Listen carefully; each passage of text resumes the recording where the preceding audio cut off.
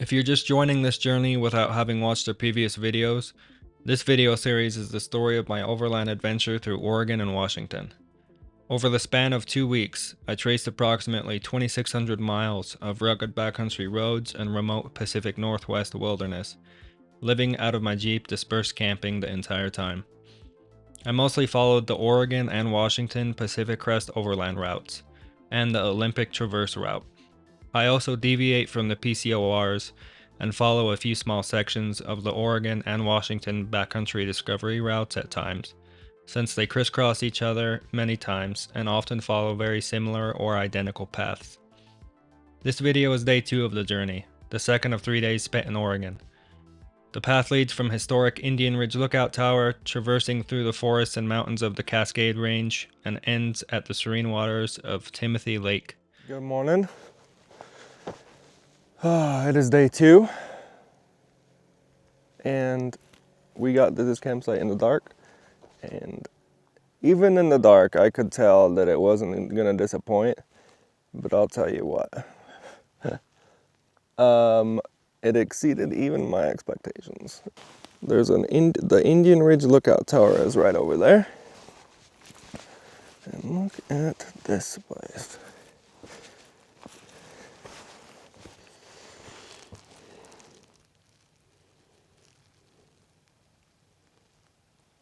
Would you look at that? Would you just look at it?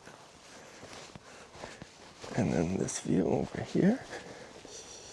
The further north I go into into Oregon so far, the more absolutely beautiful it becomes.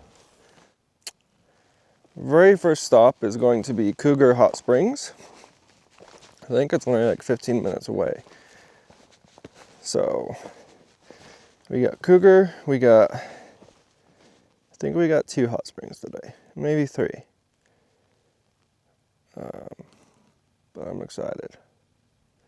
We're gonna camp at the trailhead of Bagby Hot Springs, I think it is, tonight. That's the plan.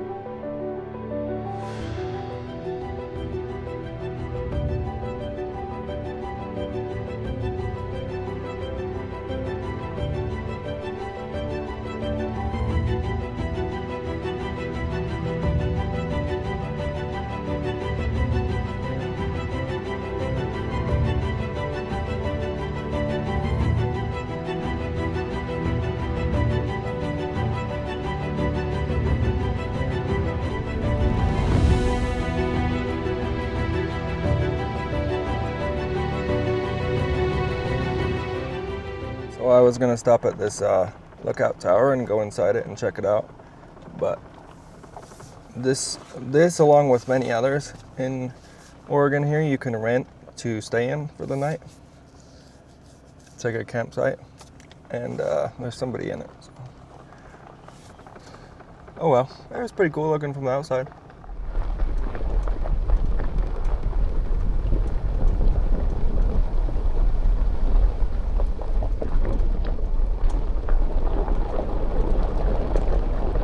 Where are we going, Gubs?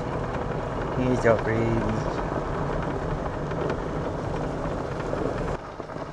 The flowers on this road are going crazy. I'm all for it, honestly. There's so many of these tall pink ones. We got yellow, pink, white. Oh, here's some red ones. And then we got these berry bushes going on. I don't know what's going on with that tree. That is so weird looking.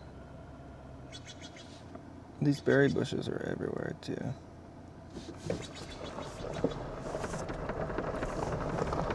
We got hella Indian paintbrush down here. Oh no, that's a berry bush, I think. Yeah.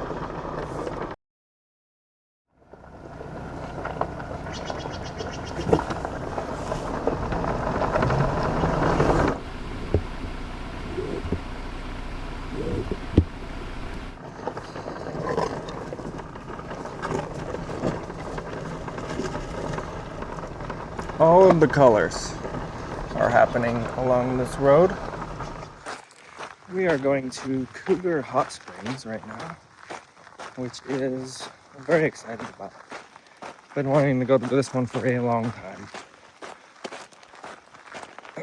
It's a very short hike. It's like $12 or something for a 2-hour time slot. I'll only be here like 20-30 minutes. I got a lot of ground covered today, but I'm very excited for it. God, I love this place. Just a random beautiful waterfall on the way to these hot springs. I can't imagine this hike before this fire hit. I mean, fire is a natural part of the process. Look how lush it would be up in there.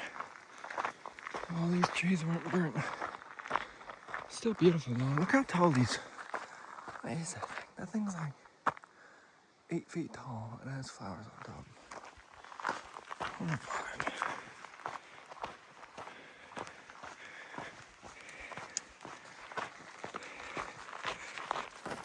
That was awesome. Cougar Hot Springs, 10 out of 10. Honestly,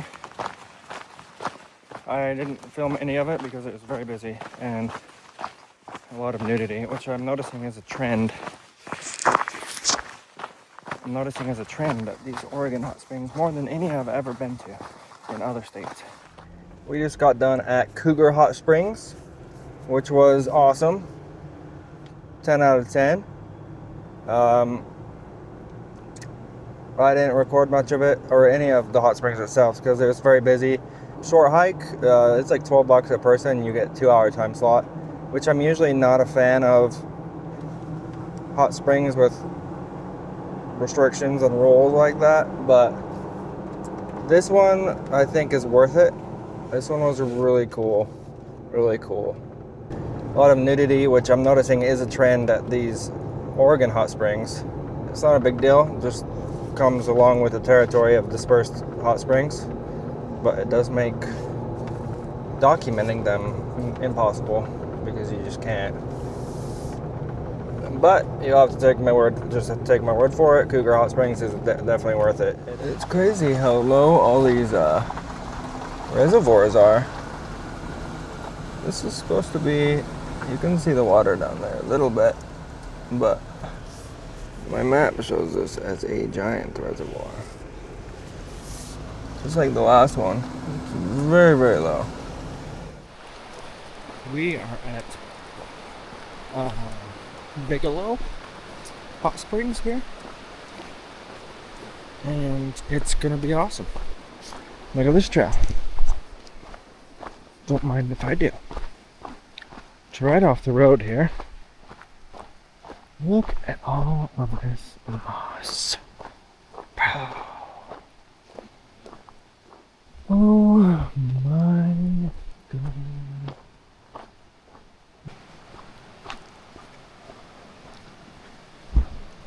Hopefully I have this one to myself because there wasn't another car up there. Looks like there's camps here though, which is strange. Right on the river here. And what do we have here? We have a hot spring and an alcove. Look at this.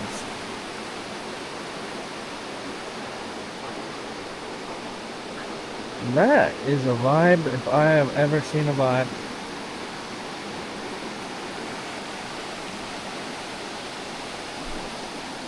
Oops, sorry. Oh, it's deeper than I thought it was. Look at this view. Oh.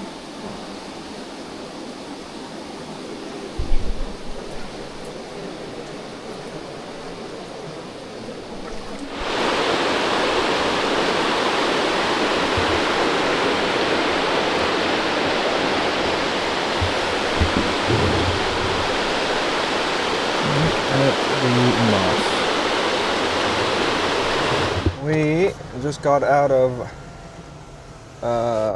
Bigalow Hot Springs. Honestly, awesome. Bigalow was really cool. Right on the river there. Had it all myself for a little bit, and then someone else came for the other half, but they were really cool.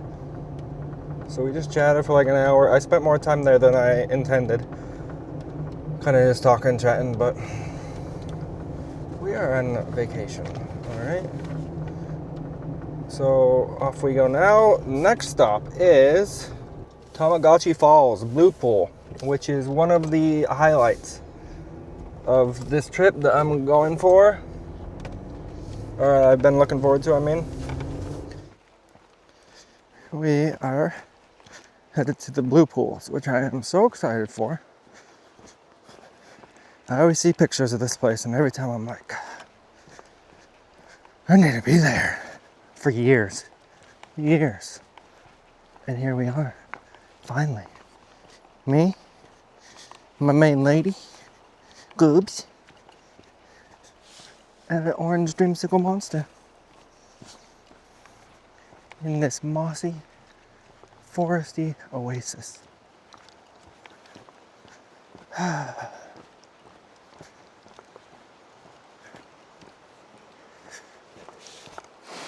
I cannot even handle this place.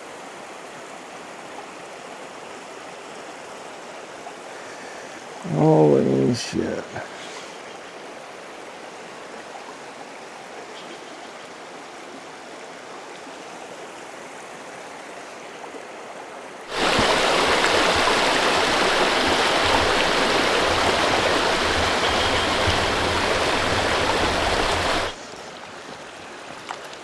Oh shit.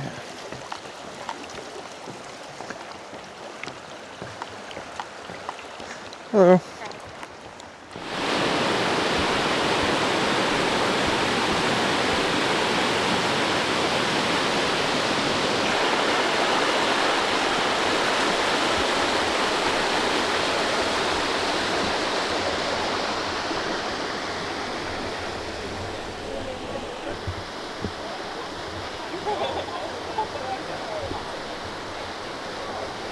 This place is crazy beautiful.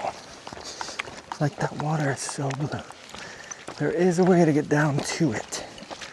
It looks like it's a little bit of a quest, a little bit of an adventure to get down to it, but I think it's worth partaking in the quest. In this case, the quest has been accepted, and it shall be completed.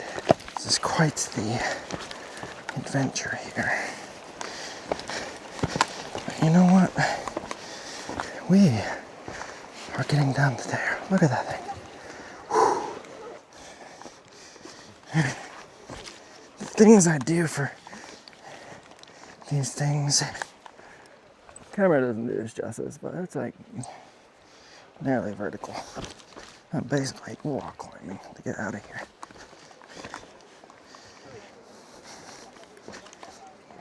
Oops, he's a mountain goat. He's a mountain goat lady. Gotta go. There we go. Oh my god. Oh my god.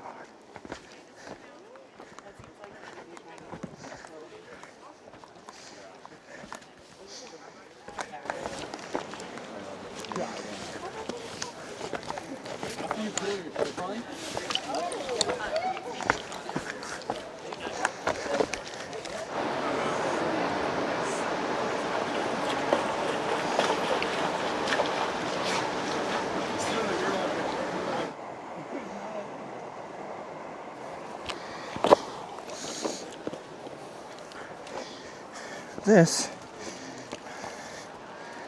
is like 32, 34 degrees or something. It's very, very cold. But it is so beautiful. You can't really tell from the video, but this is so deep. That's probably, I don't even know. But you can see clear, it's crystal clear. I don't understand how these people are swimming in it. I just checked on my watch right here at the shore, and it was reading 54 degrees. So at the bottom there, I can easily see it being whatever it's advertised to be, 34, 36 degrees or something. Freezing. These people are very brave in diving in here. This water is so cold, but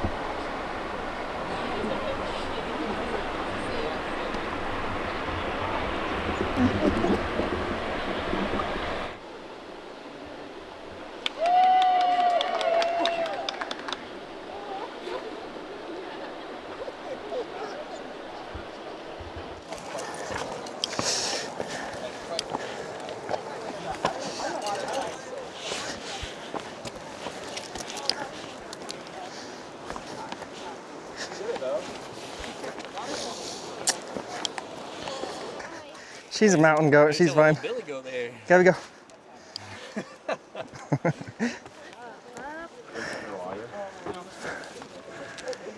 Oh, good Lord.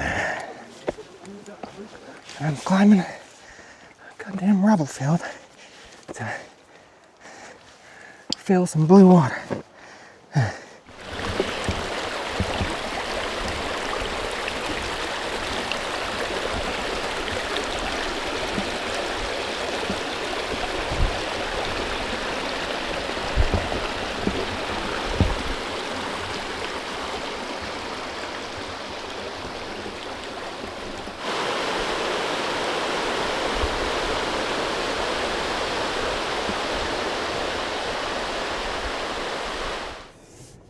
We just got back from Tamagotchi Bluepool. That place was beautiful, insanely beautiful. Like breathtaking, blowing me away. All trails lies, as usual. It was like 4.5 miles round trip. All trail says like 3.9 or something. 4.5 miles round trip. Took me about a little over 2 hours. I did hang out for just a little bit. Let's see. Coosa Falls and Sahili Falls. 2 waterfalls on the same trail. So.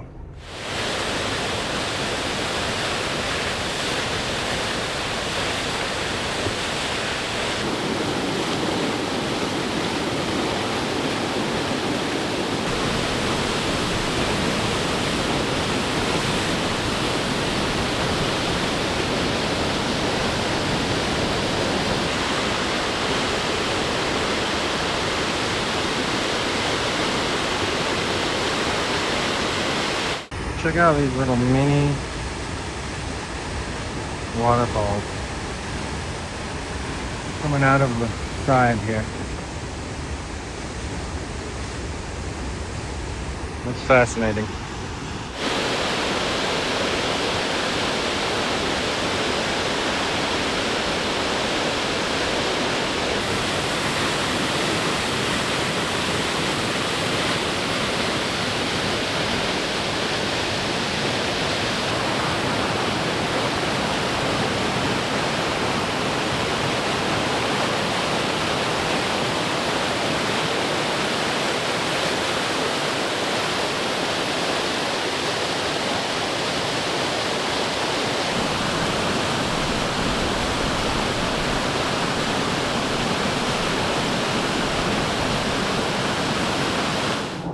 I think we completed our stops just in time because it's starting to sprinkle a little bit.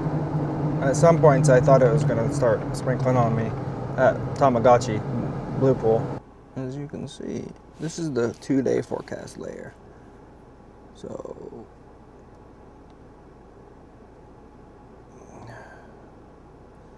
Hopefully that skedaddles that way or that way. So we are currently taking a highway bypass straight to Detroit. It was like 26 minutes on this highway versus maybe an hour or two otherwise, just because, as you can see on that red and yellow line are my main paths, and I'm taking a bypass around. I would rather save time to see those marked waypoints up there and possibly get into camp not at 10:30 p.m. like I did last night and 1 a.m. like I did the night before. So Oregon needs to chill with these fuel prices. And what?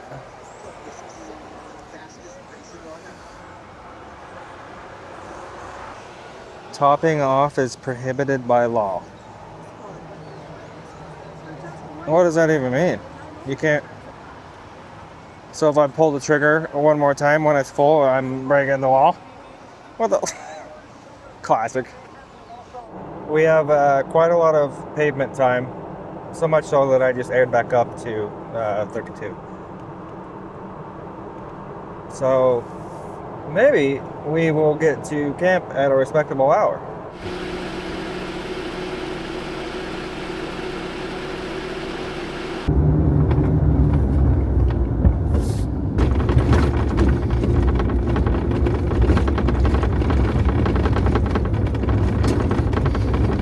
Amount of pink wildflowers on this hill.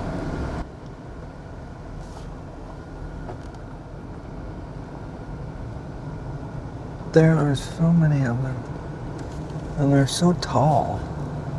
These new trees, look at all these, look at all of them. Oh my God.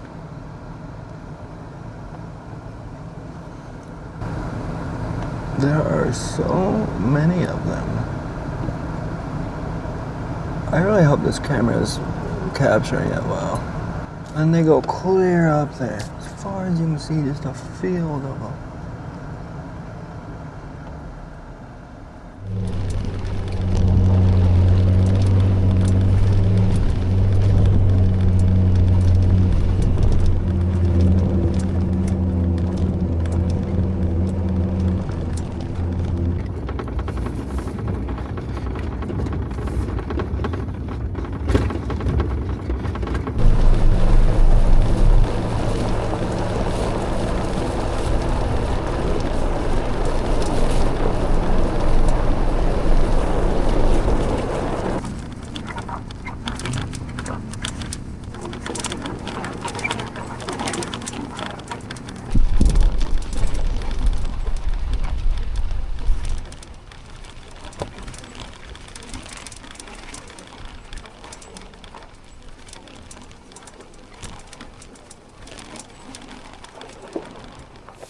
We have decided to air down. Not just a little air down either. We are going to trail pressures 15, 16 because we're only a little, like over halfway around this little loop here too. And it's 7:12. I have like an hour of daylight. So going to trail pressures so I can really get moving. I'll easily be able to go at least twice the speed at trail pressures as I am going right now.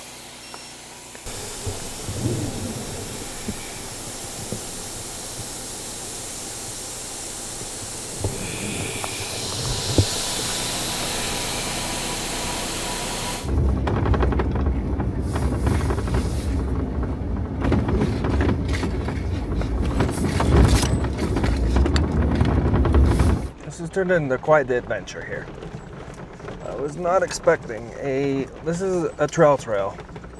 This is by far the trailiest trail I've been on this trip so far. Until now it's been mostly just the forest roads.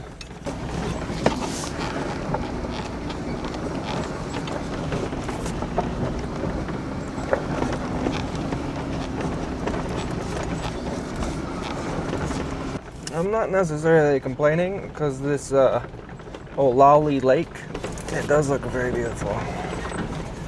And I'm like right along the PCT here, which is pretty cool.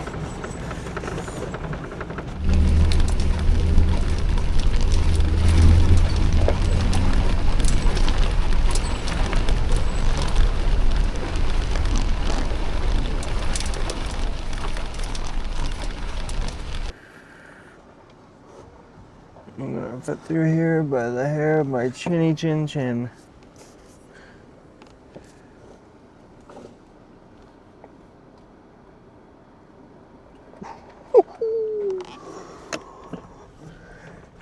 This area is devastated by wildfires. Devastated. May end up camping on this little loop instead of the hot spring campground tonight because this is pretty slow going. Unless this trail drastically changes and lets me really move, make ground. I don't know. It's not looking good.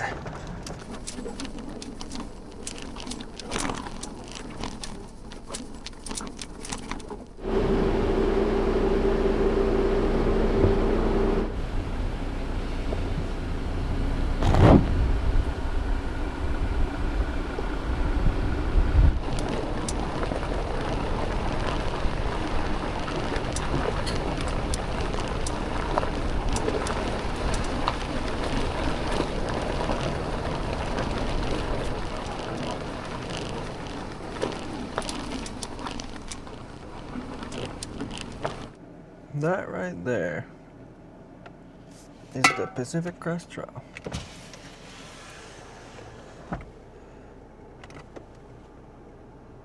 Literally crosses the road right here. That's so cool to me. I don't know why, but it is. Look how many lakes are in this little area. Those big ones, but then when you zoom in, look at that. That's crazy. Look how many there are.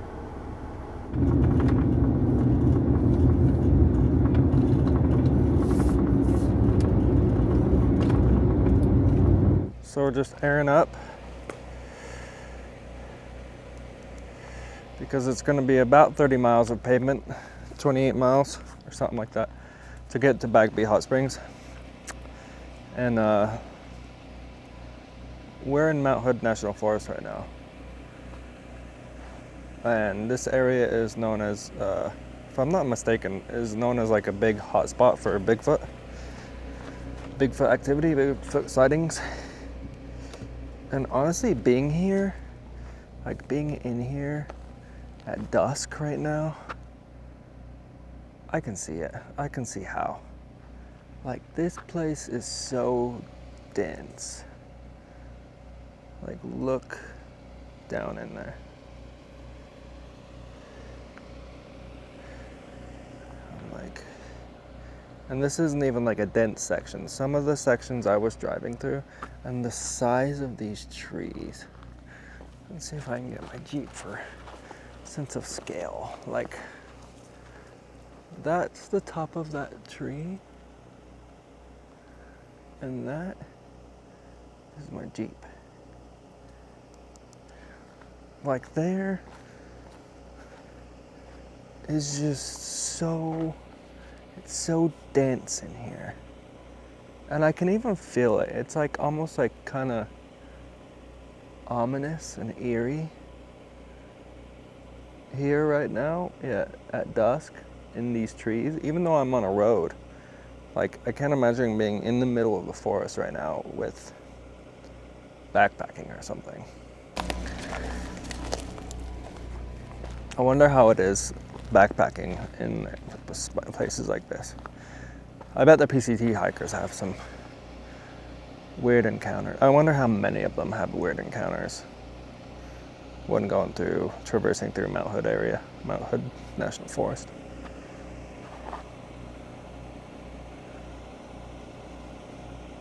It's pretty though, peaceful.